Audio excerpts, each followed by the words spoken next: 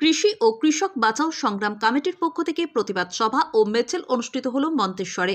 আজ বৃহস্পতিবার বিকেলে পূর্ব বর্ধমান জেলার মন্তেশ্বর পিপলন অঞ্চলের অধীনে বামুনিয়া বাজারে কৃষি ও কৃষক বাঁচাও সংগ্রাম কমিটির পক্ষ থেকে একটি প্রতিবাদ সভা অনুষ্ঠিত ও মিছিল সংগঠিত হয়।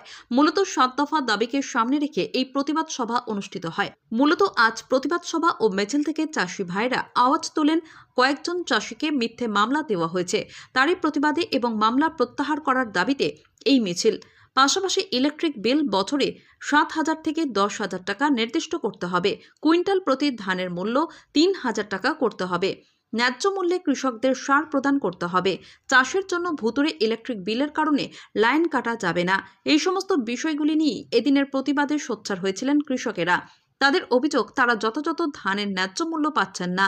অহেতুক বিরাট মূল্যের বিদ্যুৎ বিল আসায় তাদের বিদ্যুৎ সংযোগ কেটে দেওয়া হচ্ছে।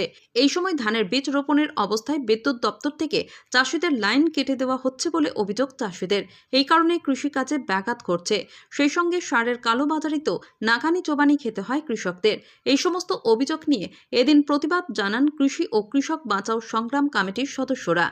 এই কর্মসূচিতে উপস্থিত ছিলেন কৃষি ও কৃষক বাঁচাও সংগ্রাম কমিটির ব্লক সভাপতি শেখ মোহাম্মদ ইয়াকুব। এছাড়াও অন্যান্য সদস্যরা হলেন রেহি মণ্ডল, শহীদুল্লাহ শেখ, হালিম শেখ, সিরাজুল খান, সুনীল কুমার ঘোষ, অমিয় মণ্ডল, অলোক দা, লেবু মাঝি, বাদল শেখ, রাজেশ শেখ সহ অন্যান্য কৃষক ভাইরা। কৃষি ও কৃষক বাঁচাও সংগ্রাম কমিটির সভাপতি ও চাষি ভাই কি জানালেন তা শোনাব। মৃত্যুঞ্জয় যশের রিপোর্ট, MBS নিউজ। বিল পাঠাবার জন্য কৃষি ও কৃষক বাঁচাও কমিটিতে আজকে আমরা একটা পথসভা করেছি বামুনিয়াতে, যাতে আমাদের বিল কম হয় বা চাষিদের একটা দুঃসাধ্যের মধ্যে থাকে, তার প্রতিবাদে যাতে আমাদের ইয়ারলি 7 থেকে 8,000 টাকার মধ্যে বিল পাঠায়, তাহলে চাষিদের পক্ষে যা খুবই ভালো হবে, তাহলে আমাদের পক্ষে আন্দোলনে সামিল হতে বাধ্য। হ্যাঁ, আপনি কোথা থেকে এসেছেন? আমি এসেছি ভান্ডাবাড়ি থেকে, মালিগাম অঞ্চল। আপনার নাম? আমার নাম শেখ মুজিবুর রহমান। আপনি চাষি? আমি চাষ করি। হ্যাঁ, আমাদের কর্মসূচি ছিল কৃষি ও কৃষক বাঁচাও সংগ্রাম কমিটির তরফে এসেছিল, কারণ চাষিদের লাইন কেটে দিয়ে চাষিদের বীজ বা ধান মেরে দিচ্ছে। বিদ্যুৎ দপ্তর সাথে চেয়েছেন। কেন লাইন কাটছে?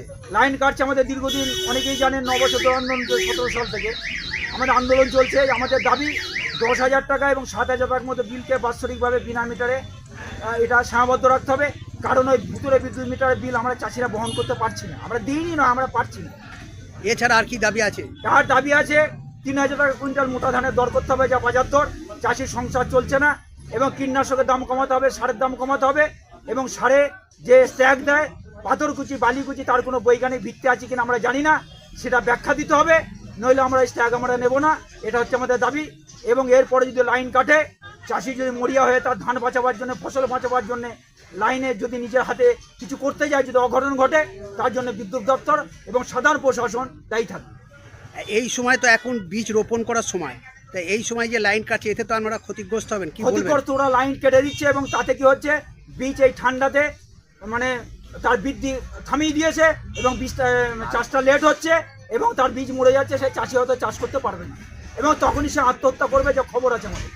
আজকে কোন জায়গায় আপনাদের কর্মসূচি পালন? আমাদের বামুনিয়া আজকে বাজারে আজকে এই কর্মসূচি মন্তেশ্বর থানা। আপনার নাম এবং পরিচয়? আমার নাম হচ্ছে শেখ মোহাম্মদ ইয়াকুব, কৃষক বাঁচাও সংগ্রাম কমিটির সভাপতি। ধন্যবাদ।